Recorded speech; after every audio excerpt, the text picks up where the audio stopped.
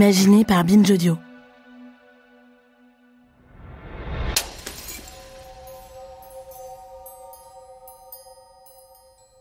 Ça fait des mois que la rupture avec Alex est actée.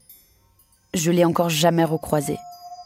J'avais envisagé tout un tas de scénarios pour le jour où ça arriverait. Et si elle m'ignore, si elle change de trottoir, si elle me snob, si j'ai envie de la prendre dans les bras, de lui dire « Viens, on recommence à zéro, les cafés, les soirées et tout ». Je voulais tromper le hasard. Mais il y a toujours une dernière option à laquelle on n'avait pas pensé. Anatomie d'une dispute, une série documentaire de Johanna Cincinnatis-Abramovic. Épisode 4, recette d'un conflit raté.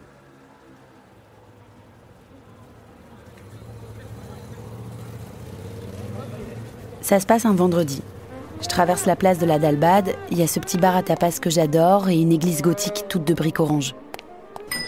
J'enchaîne avec la rue des Pollinaires, je déboule place des Carmes et je tombe nez à nez avec Alex.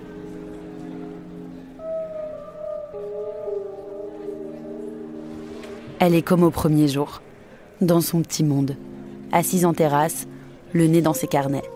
Il y a un allongé sur la table et son porte-cigarette. Le comble, c'est que ce jour-là, c'est pas un jour comme les autres. Salut Johanna, c'est Mandy des éditions Stock. Je t'appelle pour t'annoncer que ton projet est accepté. On est trop contente de publier un essai sur l'amitié entre femmes. Voilà des semaines que j'attendais ce message. Je rêvais de travailler sur la question et ça y est. C'est fou de croiser Alex le même jour. Mesdames et messieurs, faites vos jeux. Parfois, je me dis que la vie, elle en fait qu'à sa tête. Elle joue avec nous comme on joue aux petits chevaux. Elle prévoit des hasards impossibles, des coïncidences comme au cinéma. Rien ne va plus. J'ai envie d'y voir un signe, de traverser la place des Carmes, la retrouver, lui faire un câlin et tout lui raconter.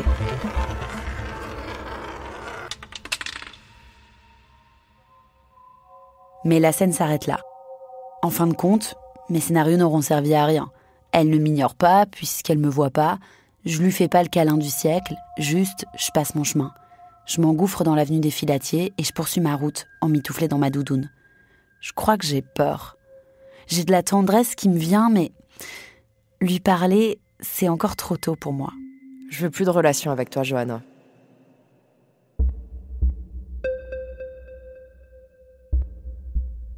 Quel gâchis quand même. Certes, notre relation avait des défauts, mais elle était précieuse, elle était riche, intense. C'était un bastion. C'est exactement pour cette raison que je veux écrire sur l'amitié entre femmes. Je veux comprendre ce que ces liens ont de si particulier. Alors je me plonge dans l'écriture. Je rassemble des livres, des articles, je regarde des séries, je prends des notes un peu partout et j'écris les premières pages de mon essai. Je repense aux femmes qui ont été mes sœurs de cœur. Évidemment, Alex en fait partie. Quelle dissonance! Travailler sur l'amitié après une telle rupture. J'ai l'impression de préparer un bœuf bourguignon alors que je veux devenir végétarienne.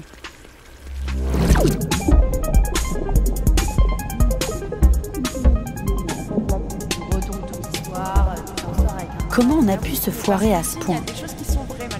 On est deux jeunes femmes sensibles, curieuses, à l'écoute. On est capable de faire la psychogénéalogie de nos arrière-grand-mères, d'interpréter les comportements de nos amants, de nos amoureuses, de décrypter des émotions. Si je suis dans cet état-là, c'est parce que tu me mets dans cet état-là. Mais on n'est pas foutu de traverser une engueulade. Très bien, moi aussi je t'emmerde. Et je serais ravie d'emmerder cette tête. Arrête, en fait, j'en peux plus.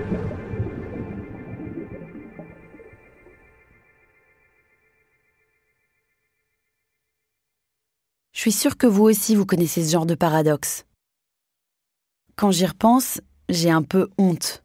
C'est d'une violence, tu te rends même pas compte. Mais je trouve du réconfort dans les mots du philosophe Maxime Rovère. Dans la vie quotidienne, les disputes surgissent principalement contre notre gré. On s'y engage presque toujours à reculons. Alors à quoi bon nous faire honte de nos souffrances et de nos maladresses ? J'ai eu envie de comprendre ce qui a merdé, là où on s'est planté, tout ce qu'on aurait pu éviter. Comment ça se fait que certains conflits dégénèrent en drame ? Qu'est-ce qui s'y joue ? C'est comme si l'escalade était plus forte que nous. En fait, tu fais comme ton père. Maxime Rovère propose une piste que j'adore. Il suggère de voir les conflits comme des mécaniques indépendantes. S'il se dit ou se fait des choses laides ou méchantes au cours d'une dispute, c'est parce que ces choses ne viennent pas exactement des individus. Non mais en fait, je t'emmerde. Elles s'expliquent par des échanges qui leur échappent, littéralement. Ils prononcent des paroles qu'ils regrettent après les avoir dites, ils font des gestes incontrôlés, ils se lèvent brusquement, partent en claquant la porte pour revenir aussitôt. J'en ai ras le cul, je veux plus de cette amitié. Pour comprendre une dispute, il faut la rapporter à des interactions qui, parce qu'elles s'alimentent les unes les autres de manière circulaire, peuvent s'émanciper de leur agent, se retourner contre eux et soulever leur propre force contre leurs propres intérêts. Nos interactions profitent de conditions favorables pour développer leur propre logique, indépendamment des personnes impliquées. Maxime Rovère. Se vouloir du bien et se faire du mal.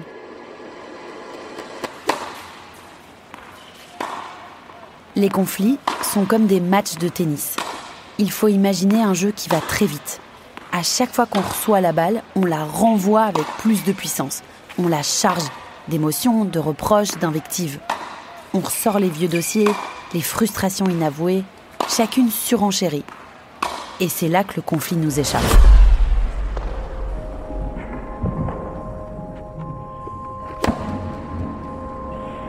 La bonne nouvelle, selon Rovère, c'est que si on regarde le match au ralenti, en suivant la balle du doigt, on peut disséquer sa trajectoire avec attention.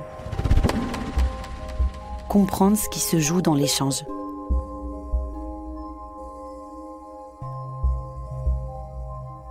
Je vous raconte tout ça comme si j'étais une grande spécialiste en communication. La vérité, c'est que pendant longtemps, je me mettais en colère très vite.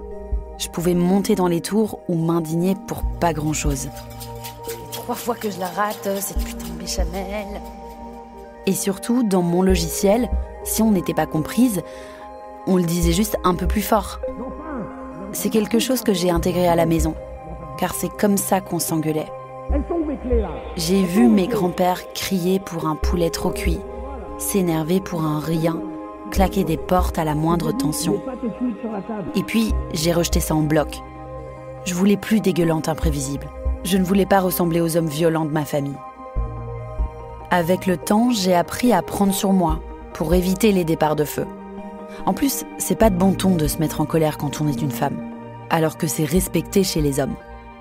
Mais en même temps, la colère, c'est une émotion qu'on ne peut pas ignorer. C'est souvent un bon indice que quelque chose ne va pas. Même si on cherche à l'étouffer, elle finira toujours par remonter à la surface. J'ai tout en peur, quoi. J'ai tout en peur de dire le mauvais truc. J'ai tout en peur que tu fasses des choses comme ça. Qu'est-ce que j'ai pu m'énerver avec Alex ? Je blâme pas les émotions qu'on a ressenties, mais plutôt ce qu'on en a fait, comment on a réagi. Sarah Schulman, une autrice et militante lesbienne états-unienne, l'explique très bien.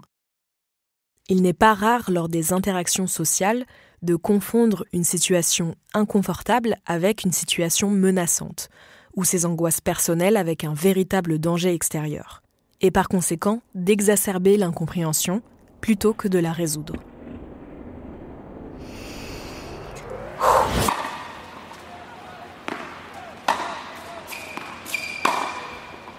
Dans un conflit, on a tendance à surestimer le préjudice vécu. C'est ce qui s'est passé entre Alex et moi. En réalité, c'est pas un tort, c'est pas une intrusion ou une agression, c'est simplement une demande. Mais tout allait si vite dans nos échanges que j'avais du mal à ralentir. Pourtant, c'est justement à ce moment-là qu'il faudrait faire une pause.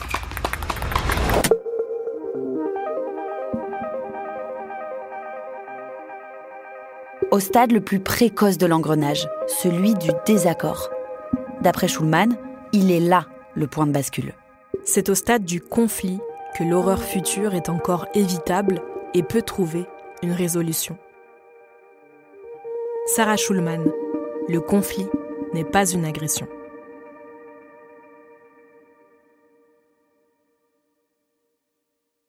Quand j'annonce à Alex que je refuse de lui laisser mon appart, on est en désaccord. Pour elle, une amie, c'est un soutien sans faille. Pour moi, on a le droit de se dire non. On pourrait reconnaître cette divergence et être d'accord de ne pas tomber d'accord. Cette première étape est cruciale avant de bondir sur une réponse à apporter. Mais au lieu de ça, on va s'estimer lésé. On finit par confondre les faits et le ressenti. Des deux côtés. Si on regarde les faits, Alex n'a pas violé mon intimité. Elle n'est pas entrée chez moi par effraction. À cette époque, je questionnais le concept de limite. Mais elle n'en avait pas vraiment franchi.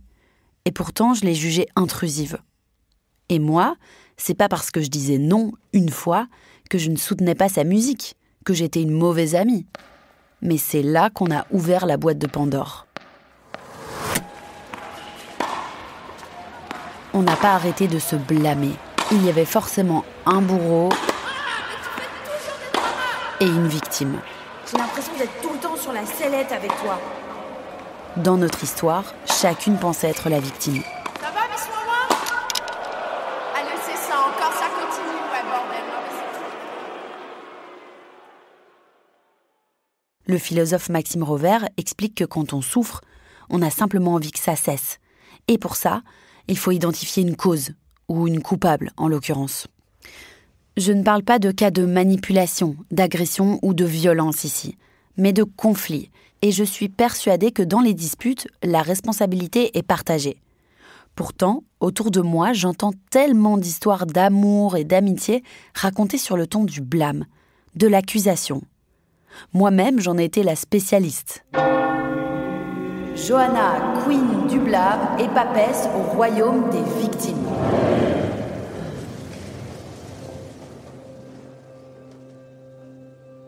Quand je mets un plan à Alex pour partir à 7, j'ai ma part de responsabilité, même si je refuse de le reconnaître. Dans une relation égalitaire, en amitié ou dans une bande de copines par exemple, le lien, ça se travaille ensemble. Tout le monde doit faire sa part du taf. Même si notre époque tend à nous faire penser tout l'inverse. Si une relation ne nous convient pas, on n'a qu'à se déresponsabiliser. Écoutez votre voix intérieure, car c'est vous, et seulement vous, qui avez raison. Moi, je me méfie du culte de l'individualisme. Ça veut pas dire qu'il faudrait tout accepter de l'autre. Mais un monde qui pousse à se débarrasser de tout ce qui dysfonctionne, ça me plaît moyen.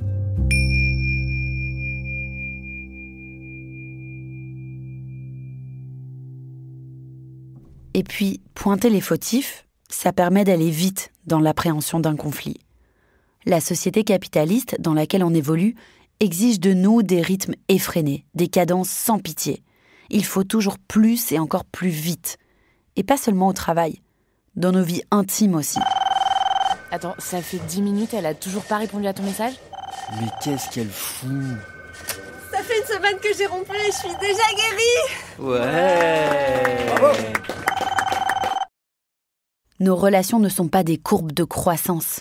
Les sentiments, ça se construit, ça évolue, parfois ça stagne. Moi, il m'a fallu 2 ans pour comprendre ce qui s'était joué avec Alex et le relire avec de nouvelles lunettes. Parfois, il me faut des mois pour répondre à un seul message. Et il y a un autre détail qui nous a précipités vers la fin avec Alex. Tout ça s'est passé par message, en grande partie. WhatsApp a été notre terrain de guerre. La discussion autour du déménagement, l'affaire du week-end à 7 et le coût de l'appartement.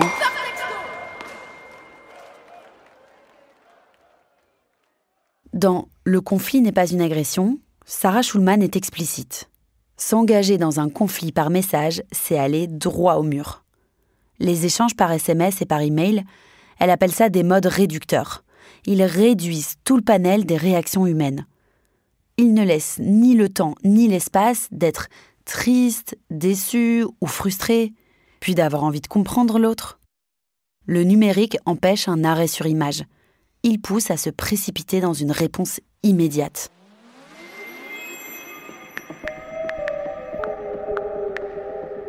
Sarah Schulman donne l'exemple d'un rendez-vous qu'elle s'était fixé par email avec une amie. Ça faisait des mois qu'elle n'avait pas pris un vrai moment à deux. La veille, la copine est contrainte d'annuler. Remise de diplôme de son fils, valise, départ en week-end, elle a plus le temps. Elle est mère célibataire et doit gérer beaucoup trop de choses à elle seule. Prise dans un tunnel de stress, elle annule dans un email de quelques lignes. Sarah Schulman, qui ignore tout de l'agenda de son amie et de la pression qu'elle endure, n'y comprend rien. À ce moment-là, 2 options sont possibles.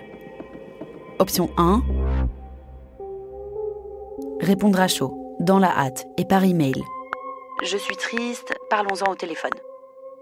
Le risque, c'est d'ajouter du stress au stress, que son amie y voit de la culpabilité.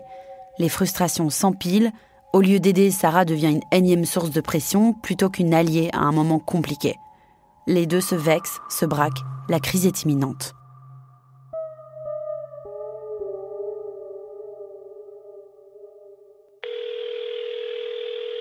Option 2, se parler, de vive voix. Je suis un peu déçue, j'avais déjà imaginé ce qu'on allait manger, et puis j'avais un petit cadeau, mais je comprends. Je savais pas à quel point t'étais sous l'eau, et que malgré tout, t'avais essayé de nous trouver un moment. Si je peux faire quelque chose pour t'aider, n'hésite pas. J'espère que t'es contente de partir en week-end quand même.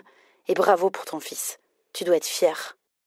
Un échange comme celui-là prendrait 5 minutes à tout casser. 10 au maximum. Il permet beaucoup plus de nuances qu'un message de quelques lignes qui sera chargé d'amertume et interprété de travers. L'autre problème des conversations par SMS, Bon, elle va bouger sa caisse, la connasse, là. c'est que c'est un peu comme quand on s'énerve en voiture. Vous pourriez bouger un peu la voiture, s'il vous plaît? Merci, madame. On ne dirait jamais à voix haute ce qu'on prononce dans l'habitacle. C'est pareil avec l'écran du téléphone. On oublie qu'il y a quelqu'un de l'autre côté, puisqu'on ne le voit pas.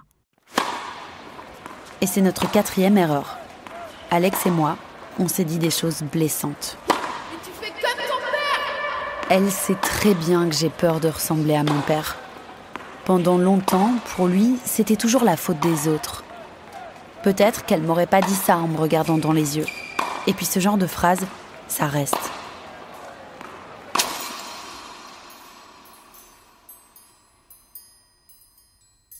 Avec du recul, Alex et moi, on a fait exactement tout ce qu'il aurait fallu éviter pour traverser ce conflit.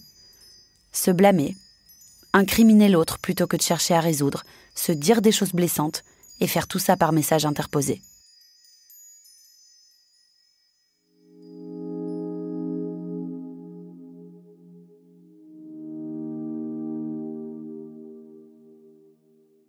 Après avoir publié mon livre sur l'amitié, Elles vécurent heureuses. L'amitié entre femmes comme idéal de vie par Johanna Cincinnatis-Abramovic. j'ai reçu tellement de témoignages de femmes qui me racontaient de belles histoires.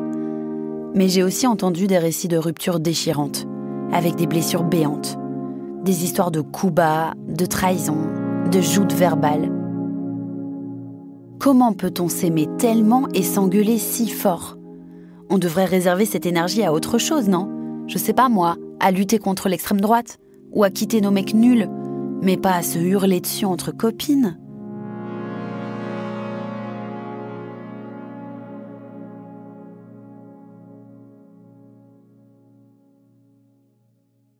Elsa Dekmarso, autrice et militante queer, a une piste intéressante à ce propos. Elle la développe dans son livre Faire justice. Depuis des années, avec son association Fracas, elle vient en aide à des collectifs queer et féministes dans la gestion de conflits. Ça peut aller de la simple dispute au cas de violences sexistes et sexuelles. Dans ces groupes, elle intervient à l'échelle des relations interpersonnelles et dans une perspective de justice transformatrice et non punitive. Ça veut dire essayer de comprendre le rôle de chacune et le contexte qui a conduit au conflit, plutôt que d'incriminer quelqu'un et ensuite de le punir ou l'exclure du groupe. L'idée, c'est de faire autrement que la justice contemporaine et son système carcéral. Ça peut vous sembler éloigné de l'amitié, tout ça, mais j'y viens. Dans un entretien du podcast Les couilles sur la table, mené par Victoire Toyon, Elsa Dekmarso expliquait comment la violence peut se déployer dans certains espaces militants. Dans les milieux féministes, elle remet en question les méthodes de gestion de conflits et le traitement des violences.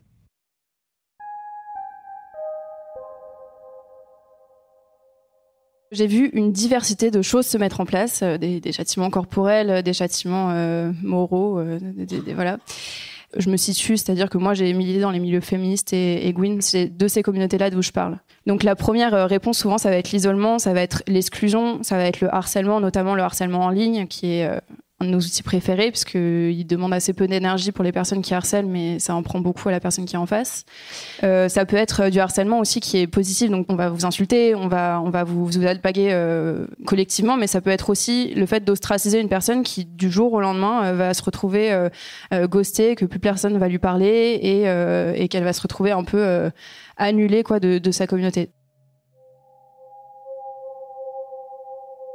Alex et moi, on est de ferventes féministes. On a lu les bouquins sur le care, l'écoute, le travail émotionnel. On maîtrise ces outils. Alors même qu'on lutte pour un monde avec des relations plus douces, plus justes, plus équitables, on s'est déchiré. C'est exactement les mêmes paradoxes décrits par Elsa Deck-Marceau dans les milieux féministes. Mais comment ça se fait ? Pour elle, c'est de la violence par compensation. Autour de moi, moi-même, juste pour parler de mes cercles, et je pense qu'on peut parler de ça de manière beaucoup plus large, je me sens très impuissante face à la situation actuelle, socio-économique, écologique. On se retrouve dans des crises sans précédent et on nous dit que ça va pas s'arranger. Ça nourrit un sentiment d'impuissance qui est énorme. Et donc je pense que pour beaucoup, et de façon complètement inconsciente, le fait de rechercher de la puissance va se faire dans notre précaré. Ça va se faire sur la personne qui est à côté de nous, parce que quand on frappe la personne qui est à côté de nous, enfin frapper symboliquement, pas forcément physiquement, mais quand on touche la personne qui est à côté de nous, les conséquences de ça sont beaucoup plus visibles et concrètes et directes que si j'essaye de m'attaquer à Total ou à l'État. Donc ça va être beaucoup plus facile de réprimander quelqu'un pour un mot, un geste, quelque chose qui sortirait de ce qu'on estime être la bonne manière d'être ou la bonne manière de militer. C'est beaucoup plus facile de toucher à cette personne qui est à côté de nous plutôt que d'aller voir Darmanin pour lui tirer les oreilles.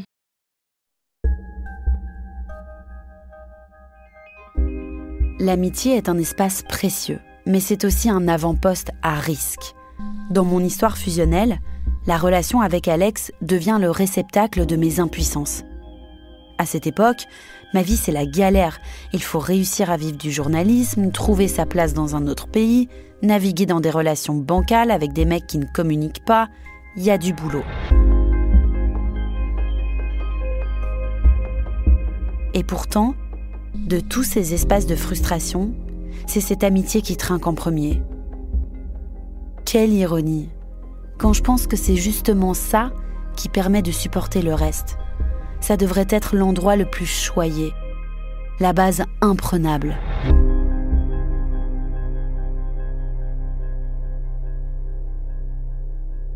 Je veux plus de relation avec toi, Johanna. Comment on aurait pu faire avec Alex ? 2 ans plus tard, je comprends mieux ce qui s'est joué, mais c'est parce que j'ai pris le temps et j'en ai fait mon travail. J'ai cherché des ressources, j'ai retourné la littérature francophone sur le conflit, je me suis renseignée sur les ruptures amicales. Et je vais vous dire une chose, en France, on est en retard sur ces questions. Par exemple, au Canada, il existe des programmes dispensés à l'école primaire afin d'apprendre la gestion de conflits aux enfants. Mon rôle, c'est d'aider les élèves à régler leurs conflits. Je vais leur demander comment ça a débuté le conflit, et depuis combien de temps, puis après je vais les aider, ils vont trouver des solutions. Dans les années 90, le Centre international de résolution des conflits et de médiation a lancé le projet Vers le Pacifique. L'objectif consiste à apprendre aux élèves à détecter les signes de colère. Ils et elles sont formés à développer l'écoute de l'autre, l'empathie, l'estime de soi, grâce à des amis imaginaires incarnés par des animaux. Une colombe pour régler les différends de façon calme, un escargot pour exprimer ses émotions avec tranquillité et lenteur. Le programme a déjà fait son chemin dans plus de 500 écoles au Québec. Son efficacité a été reconnue par l'UNESCO.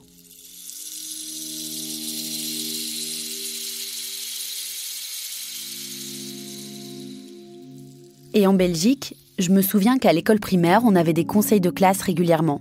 Avec les élèves, on s'asseyait en cercle et on pouvait prendre la parole pour exprimer un besoin. Une fois qu'on avait terminé de parler, on se passait un bâton de pluie. Il fallait attendre la fin du son pour répondre à quelqu'un.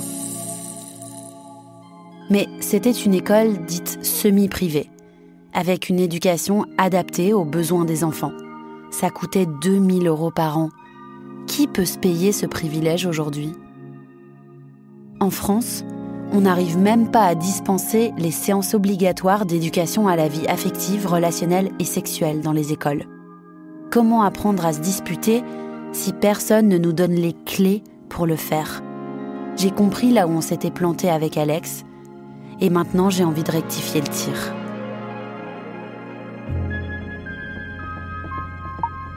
Coucou Alex, j'espère que tu vas bien. Je voulais te raconter que j'ai beaucoup réfléchi à notre amitié récemment et en fait je m'apprête à raconter cette histoire dans un podcast et ça me ferait vraiment plaisir d'avoir ton avis.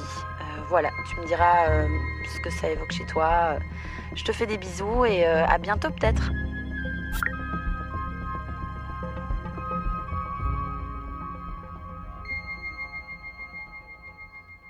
À suivre, dans Le cœur sur la table.